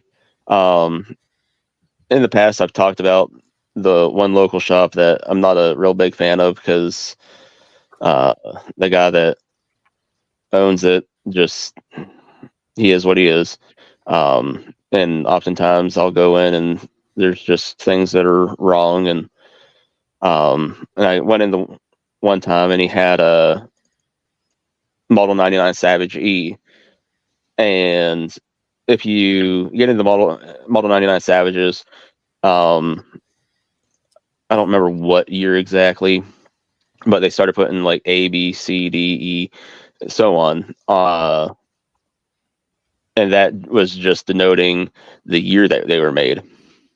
So I'm pretty sure E's like 57 or something like that. But so when I found this, I couldn't believe the price tag that was on it. It was like $400. Anytime I go to a gun show and I see a Model 99 Savage, doesn't matter the condition that it's in, doesn't matter what year it was made, anything like that, they're minimum $850. So I snatched that one up in a second too. That one is another one that I'm sure is just gonna go up in time. So yeah, ironically, I think my two best deals probably either of those lever actions. Mr. Bob Dabalina got a Remington R1S 1911 stainless 45 for Nice. $500. Nice. Wow. And Ozzy said he got some snakeskin, some Diamondback snakeskin to experiment with I saw that. on his holsters. Very cool. Really? Ozzy, if you ever need any Copperhead, let me know. I can send you some of them, buddy.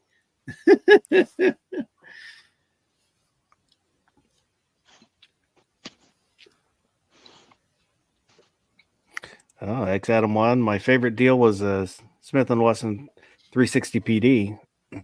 Goes for 700 plus. Got it for 357. Wow. Dang, boy. That's awesome. Yeah,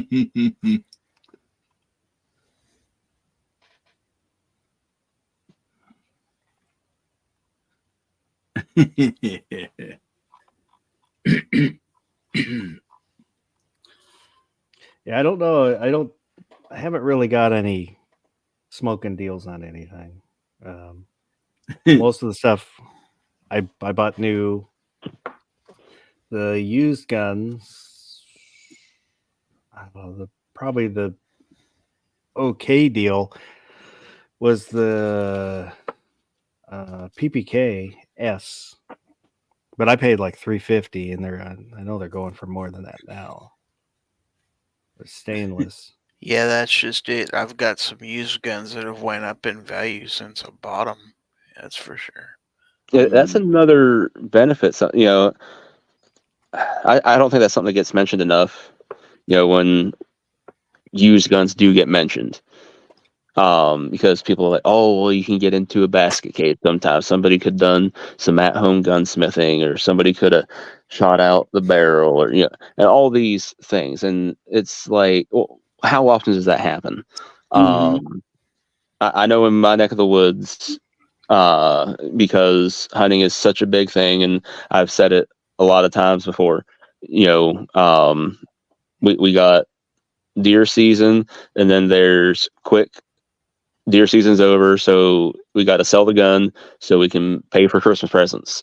Exactly. And then all of a sudden, there's a bunch of You sure we're used not guns, neighbors? right? So there's a bunch of used guns, and if there's a box of shells through that rifle, you'd be lucky. So other than that, it's essentially a new gun, but guess what? It gets sold at a really good price. So, and it never was molested by any at-home gunsmithing or anything else. Does that stuff happen? Yes. Is it as prevalent as people like to make it out to be? I don't think so.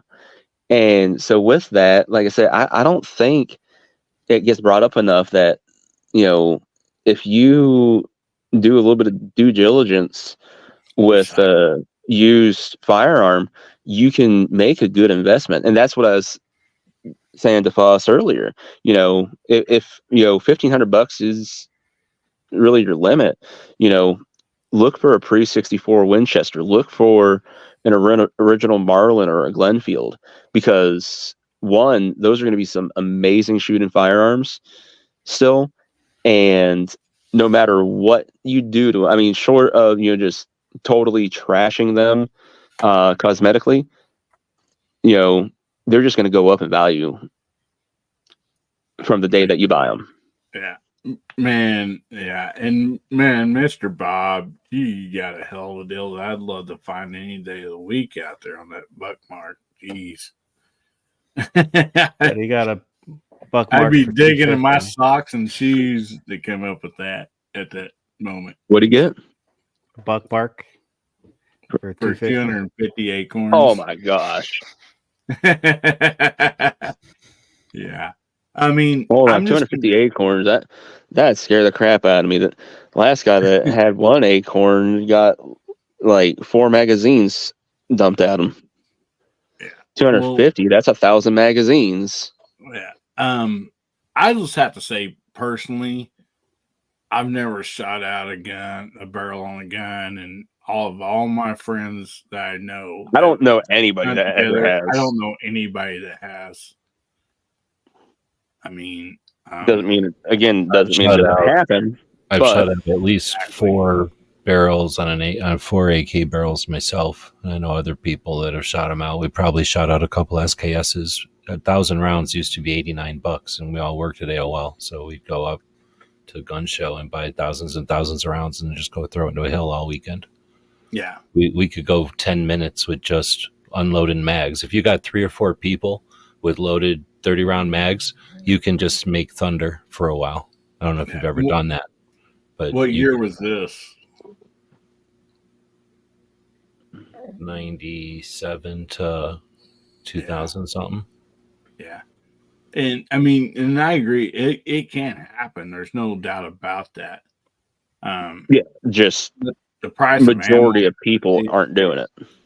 No, Yeah. but you can definitely get Yeah. 22 barrels that are shot the shit out because they're old as shit. And, this is, again, like back in the day going to a gun show. Yeah, there's the new stuff you're talking about, but there's also the old stuff. And I'm trying to think of how many. I've definitely seen lever action shot out. I mean, I'm in Arizona. We've definitely seen lever action shot out. Anything old that just wasn't, made real strong can get shot out. I know I've seen 22 shot out. I must have seen some other rifles shot out, maybe like 30-30s. But essentially, it's got to be something with cheap ammo and then something that somebody's just their one gun. Yeah. But, I mean, I've definitely seen them where, you look down there and you can just tell the rifling is all sloppy. But there's something about that gun.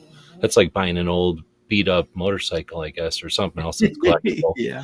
That's, like an old baseball glove. You're not going to go buy somebody's career baseball glove or their guitar that they had their whole career and then go put new strings on it and new dials. You know what I mean? You got it. You're buying it for that. So the ones that I've seen are shot out are from the olden days. Like they're shot out and nobody's repairing them. They're shot out and people are buying them shot out. You don't buy every gun because it got to go win some award for accuracy. You're allowed to buy guns because they're cool as shit or it completes a collection. I'll tell you what, when somebody's trying to buy every fill in the blank, company, caliber, they don't care if every gun's pristine. In fact, sometimes you don't get a choice. You're just like, dang, I finally found that gun. Oh, it's shot out. Oh, well. Anyway, I've definitely seen shot out barrels, and I know I've shot out barrels. I can show you some AK barrels that are shot out.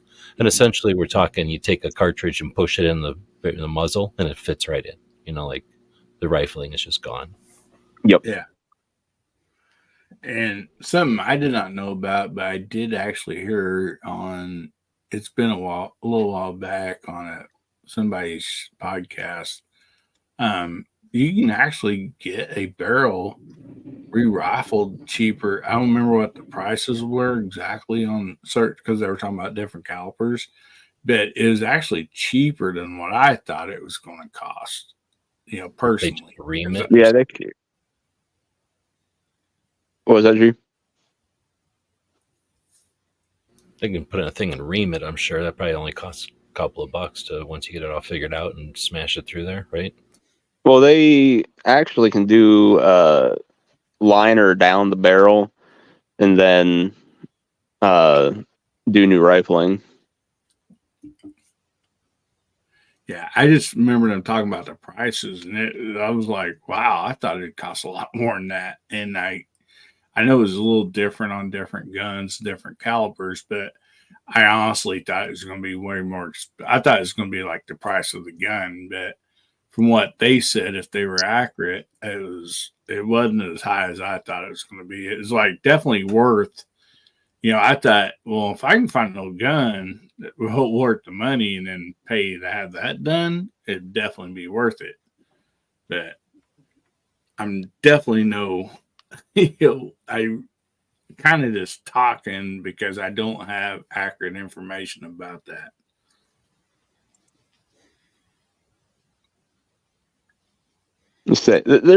So having a barrel relined, some people will do it. Some people say it's a waste of time. Some people, I see it from both angles, because it's not a long-term solution. It's one of those things where if kind of like a hunting rifle, you're going to go out, you're going to shoot a couple rounds to get it sighted in, and then you're going to shoot 1 or 2 rounds in the season to kill a deer. Fine, not a big deal. But if you're like, oh, I'm going to go get this barrel relined so I can go shoot PRS, no, that's a dumb idea. Go get a new barrel. But yeah, they put a liner down the barrel, and there's all kinds of stuff they can do. They can end up changing the caliber and stuff like that, depending, because then that also changes your chamber potentially, depending on what it was chambered in, and so.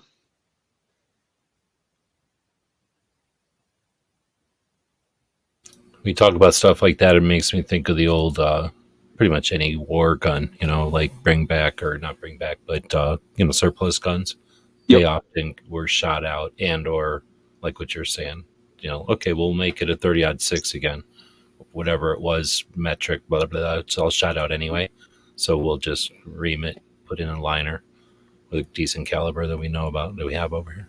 Yep. And they actually did that with a lot of them. Yeah. And then sometimes they would say, who cares if it's shot out or not? Let's just put a decent caliber in it. Yeah. Well, But sometimes that's just the breech, right? Or whatever I'm saying, the chamber, not always the barrel.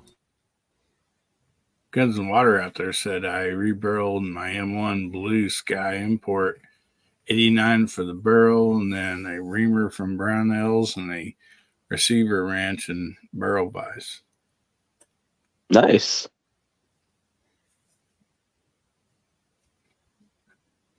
Yeah, I mean, most of those that were talking on that show that night, it was like $200 and less, all the way down to less than $100, kind of like what he's talking about, and that really surprised me. I'm like, I was amazed. I'm like, you gotta be kidding me! I did not think you could get anything done for that kind of pricing.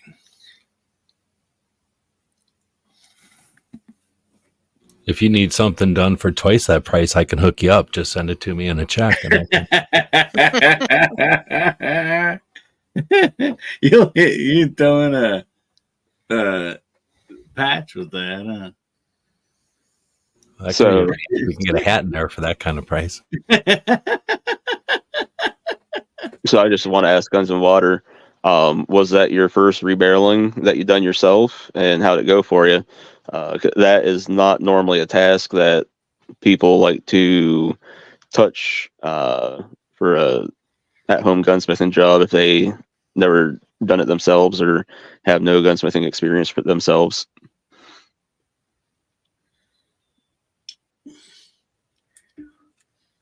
You may have took classes, Sonora Desert Institute.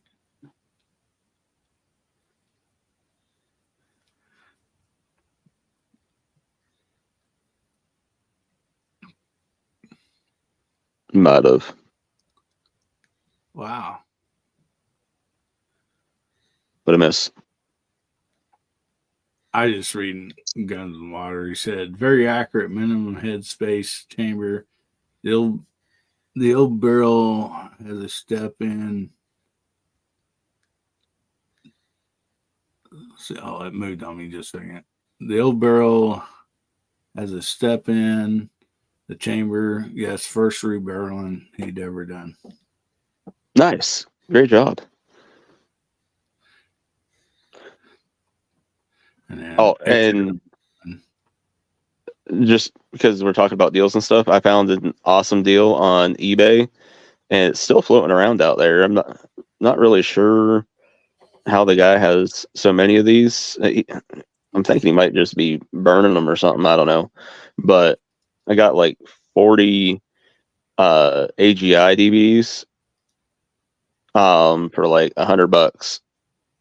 I was like, no stinking way. I was just looking at my AGI ones maybe a month ago as I was going through some stuff. Yeah, those are neat. I sold them on. That was one of the first things I sold online was AGI DVDs. Yeah, it's like 40 of these. I mean, a lot of them. I'm like, I don't like. There's one for Uzi. There's one for Thompson. I was like, Thompson, maybe. I was like, I would like to own one of those one day. You know the story of those though? What, Uzi or Thompson? The DVDs. So there's only so many real gunsmith schools that have been around for a while. Yeah. Right? And AGI is one of the oldest gunsmith schools. And like back in the day, like the fucking day, they figured, you know what?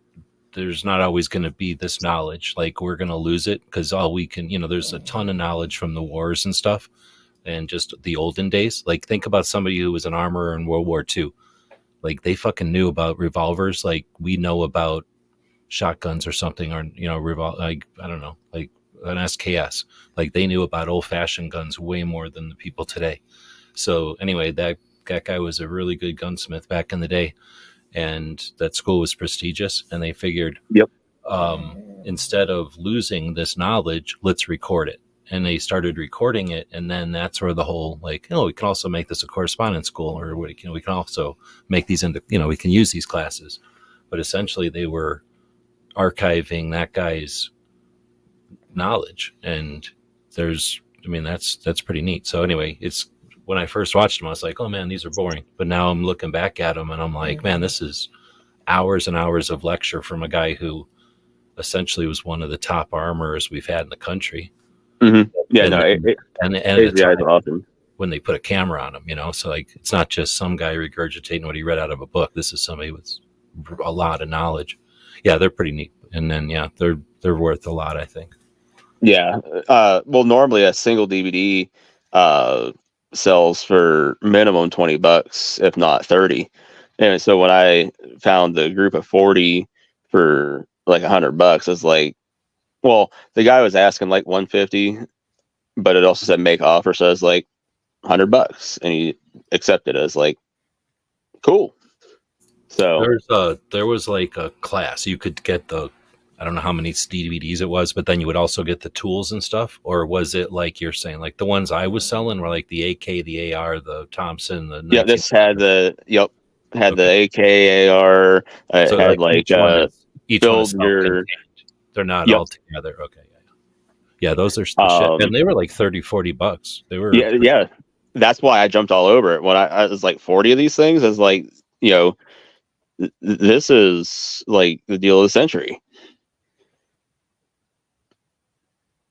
X out of one said I got a threaded barrel for my 1022. Thought it would be too expensive, and was looking at replacement barrels. He got a barrel threaded for his 1022, and it was about $100. Nice.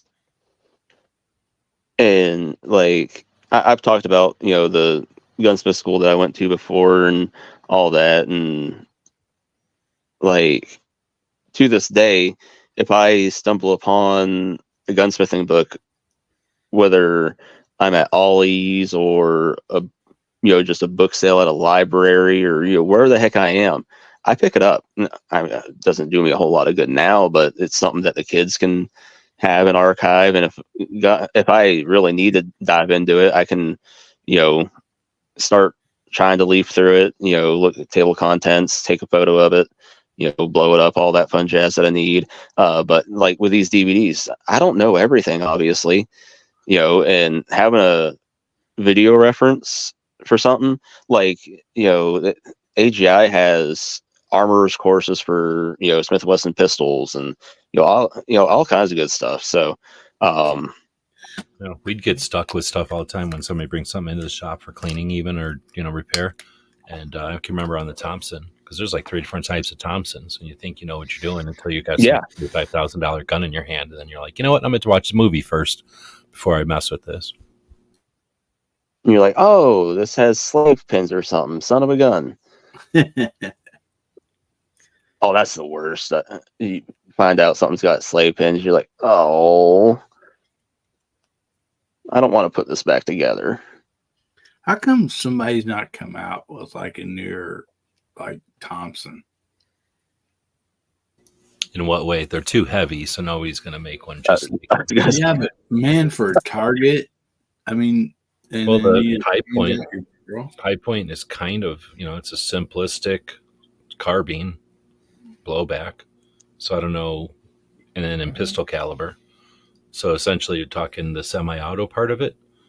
And then as far as like the real Thompson was the first submachine gun. So it's got the good one had a short barrel and then a removable stock, and stupid NFA ruined that. So you have to make it stupid. You have to make it dumb. They're kind of heavy and awkward, but they're still cool. They've made some like out of aluminum. Man, were those in the 80s or when? Like they're kind of worth something now, but they were not, they didn't go over very well. But they made a couple of Thompson clones, I guess, in semi-auto. I don't know if you remember those. They didn't. They were still pretty heavy, even made out of aluminum. I think they were made out of aluminum. But then, if you look at something like a Tech, that's almost something similar. Like some of the rifle versions of the, Mac. Or I don't know. There never was a rifle Tech, was there? The Tech 9. I don't think there was. So the rifle version of Mac 10 or Mac 9, I guess. I mean, it's a carbine, but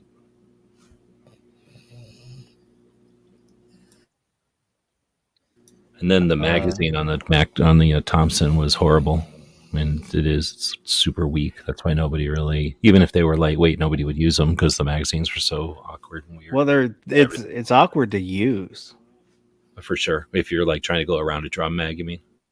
Well, just with the stick mags. Yeah, they're kind of awesome with the stick mag.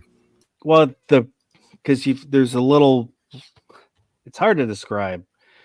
There's that little. You mean just to get the thing in there? Yeah. Yeah. Pain in the ass. Because they didn't know what they were doing yet. They didn't know about mag wells. They'd be like, oh, if we make it a really tedious rail thing you got to jam into, like, they didn't know what they were doing yet. But when you're shooting it, it's cool. Yeah, and what you were going up against was similarly awkward and, ill-fitting things. So it was still pretty awesome. But anyway, I think that's the too little of a bullet for too big of a gun. Mm-hmm.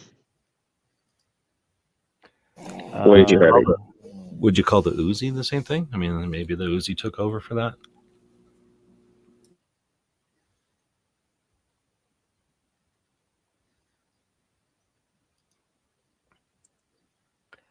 Oh, I'm sorry, Red. I interrupted you. We were about to have the bracket. Are we starting a bracket up? Getting ready. No, I was going to actually Getting some popcorn ready for the bracket. put a link for X Adam 1. If you're not subscribed or haven't checked out his content, he makes content. If you're a fan of suppressors, he's got a bunch. He's got videos on does. some of them. I think my favorite X Adam 1 build is that Orange Mossberg. Oh, with the, it's almost as likely to hurt you as anybody else. Let's say, oh yeah.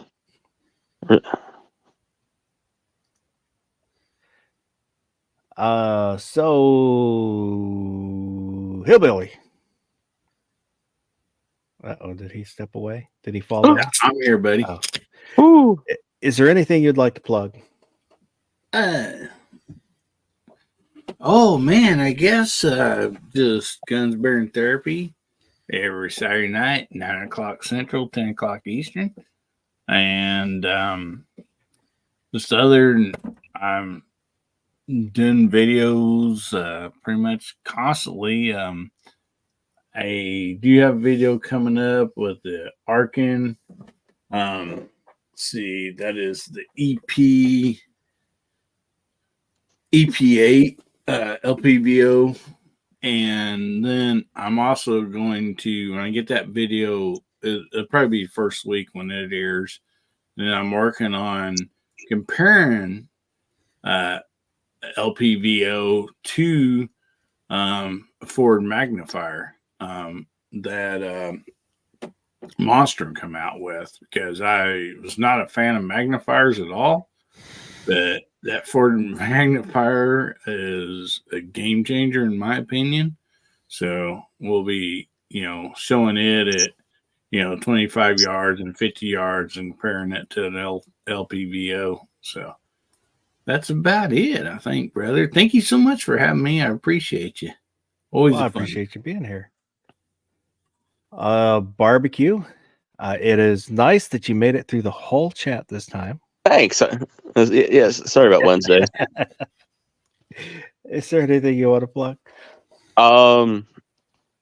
Yeah, actually, I think I came to a decision today, and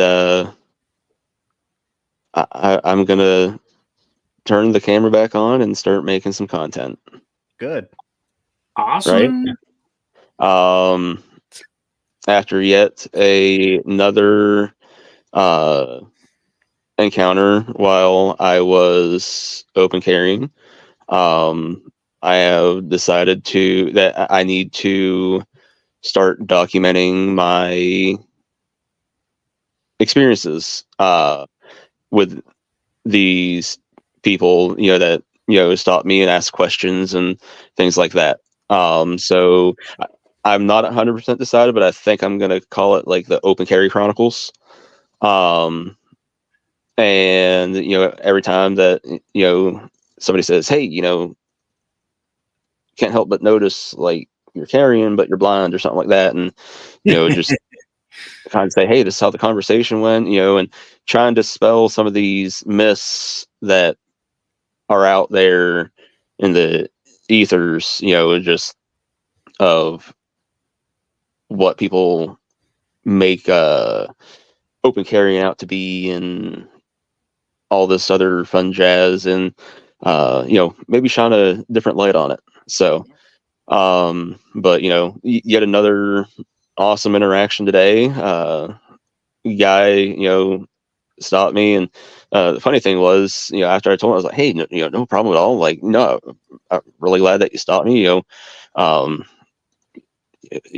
Like, if you don't ask, you don't know, that you don't learn." Then I was like, "It's cool."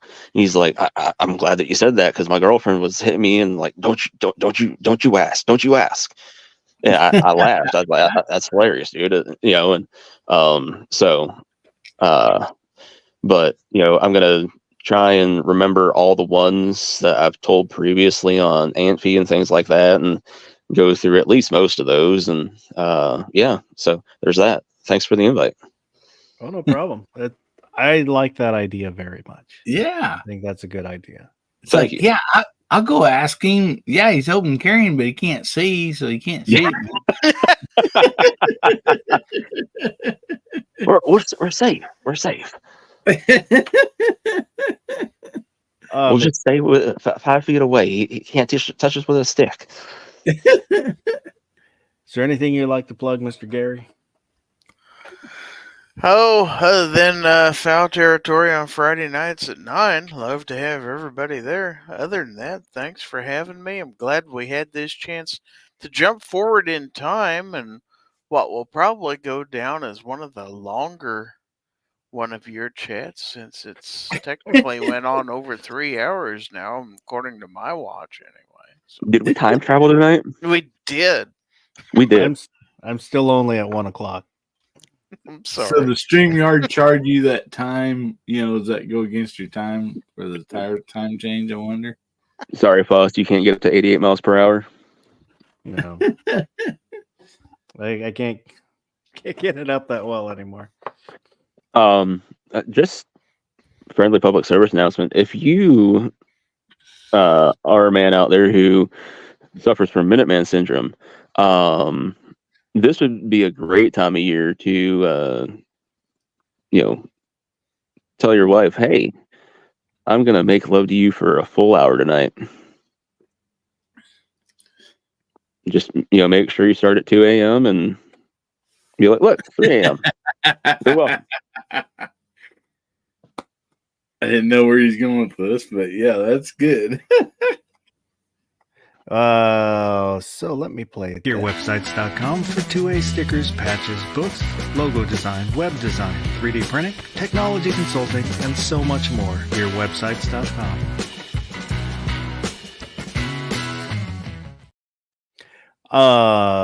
Gun websites. Anything you want to plug? You got anything going on? You doing a chat tomorrow? I think I'm breaking up a little bit tomorrow. No, not during the day tomorrow. I don't know about in the afternoon or evening, maybe. What about opening eyes with open carry? Seems kind of long. Yeah, I just figured it was like I like it. But anyway, that's all I got. I'll you keep, could I'll keep use it that under as advisement. a tagline. I could. Yeah, I'll definitely keep that one under advisement. You could go with blind carry. Or closed carry instead of open carry. Blind rage with guns and barbecue. God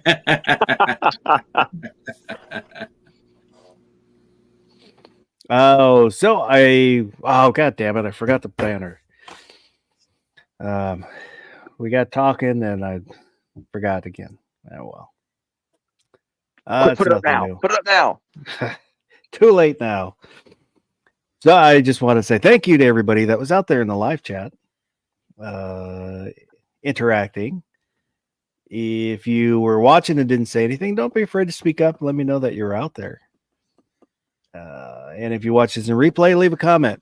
Anything we talked about, agree with, disagree with, think we left out, let me know. I read all the comments and they are always appreciated. So next chat is Wednesday night, Mouse Party, and next weekend is an off night. So don't forget to set your clocks ahead or leap. Yes, we're leaping forward. Set your clocks ahead now or when you get up. Do it now. And other than that, I hope everybody has a good rest of the night and go do something good. You still here? It's over. Go home. Go.